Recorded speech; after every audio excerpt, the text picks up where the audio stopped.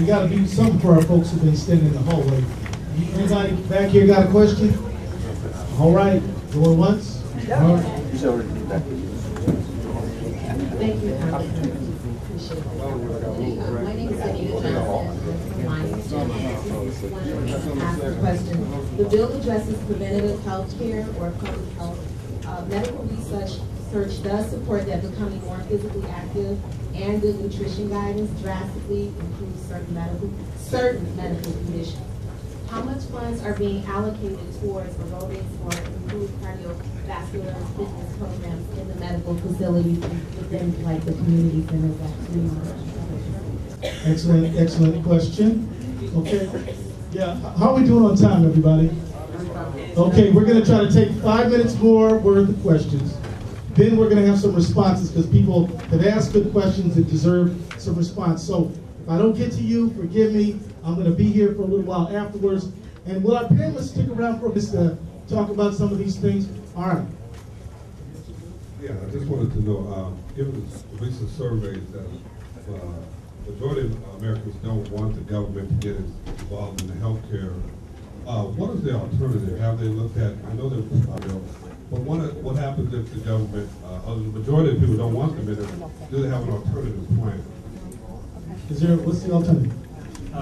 My name is Bill Steger. I'm with Isaiah's Health Equity Organizing Team. And I'm particularly concerned about the way our built environment and access has been designed according to racial lines.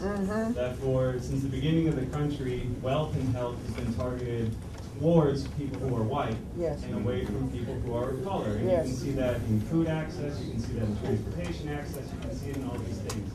And that's where the main costs of healthcare are coming from, these determinants. So what can we do protectively around transportation funding and transportation infrastructure, food accessibility, to help cover those upstream costs and create upstream health? Good question. All right, we got a few more. We're moving quick, you guys. Sorry.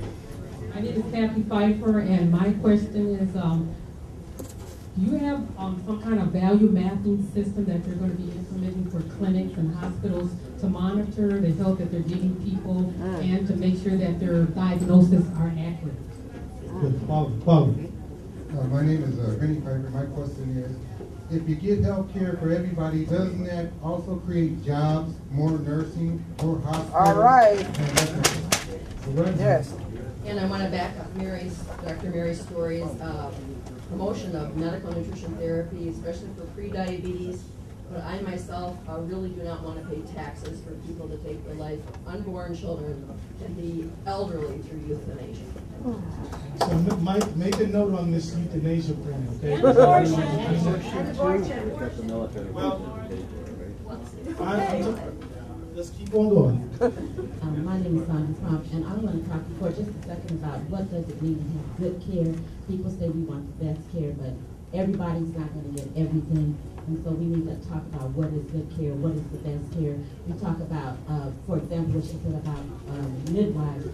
We talk about the best child care delivery is given by midwives, not by doctors.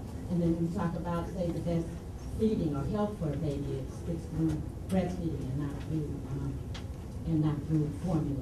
So what is best? We need to know what is best. And the other thing is that we're not entitled to health insurance as a right. We're entitled to health care, to wellness care. That's right. Okay, so we got to be ready to talk about, is the most expensive care the best care? Is that that's what you're asking, right? Yes. Well, and following money too. I've got page numbers for all of this stuff, but it says the federal government will shift the burden of payments to the states for taxes. It also talks about how the government is going to access out-of-bank accounts and issue ID healthcare cards, I think. So I'd like to talk about the money coming out of my bank account. I've heard of pretty well orchestrated emotional form so far with the CEO money, and I mean I think everybody in this room wants to see better health care for everybody. We have compassion, we're human beings, we have compassion for one another. But we have a rule of law in this country, and it's the Constitution of the United States. And I want to know why there are states like Nebraska and Montana that are sticking up for their 10th Amendment rights, and saying it should be a state issue, not federal. And to answer the gentleman with the beard over here, yes, you will be taxed 2.5% on your gross income because I read the bill and I've read the Constitution and I don't agree. Okay, now, we're almost done. We're almost done. Let's keep it cool for 15 more minutes. I got a quick statement. In 2000, President Clinton sanctioned a national genographic program project where he had Spencer Wells go all the way around the world, get DNA from everybody that he could. And the thing is, this is knowledge to everybody, from Clinton on down. Since 2000, they already determined that everybody, I keep putting on this about race, everybody's from Africa. And once we start realizing that everybody is from Africa, and all this racial stuff can stop. I'm sick of this. Everything's already proven. Science is fact, it's fixed. Not no fiction, it's fact. So we can stop all this racial stuff. Amen. I'm Sue, I'm from Minnesota. I just want to make sure that we build. I know everybody's getting a little restless. Just keep it cool. I just want to make sure that we build on mental health parity and not just have it as an option, but that we really be able to mandate access to mental health services. Yes. All right. Thank you. Thank you very well. Look, you guys, I'm gonna take basically 1, 2 more, and then we're gonna have to get some responses. People deserve responses, and unfortunately, we don't have a bit of time. So, I just want to make a statement. The Congressional Budget Office has said this health care plan is unsustainable fiscally. The government has a track record of bankrupting Medicare, Medicaid, Social Security. How would this health plan be any different?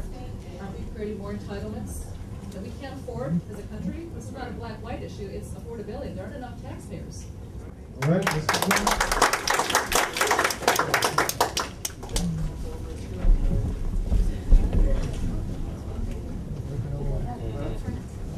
My name is Gary. I haven't heard anybody address the issue of how we're going to cut costs. How many illegal immigrants are we servicing right now?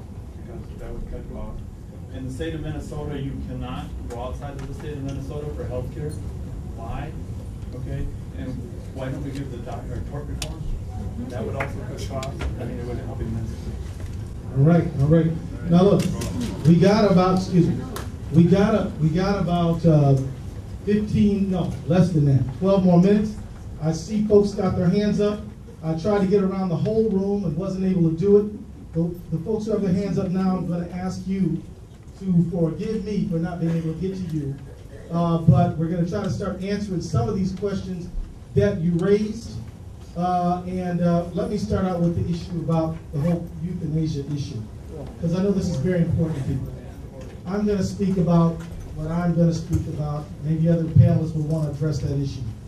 But I want to say that this euthanasia issue, I think it's important to understand I don't believe is well understood.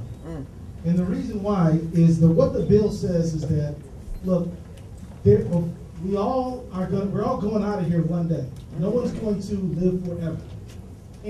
But before you do, we ought to all have a conversation with our loved ones, not about money, but about dignity. So what the bill says, and I'm going to tell you the words, because in this kind of conversation, there's always a high degree of likelihood that there'll be misunderstanding. I want to get to 1233 here. Somebody help me get 1233 real fast as you can.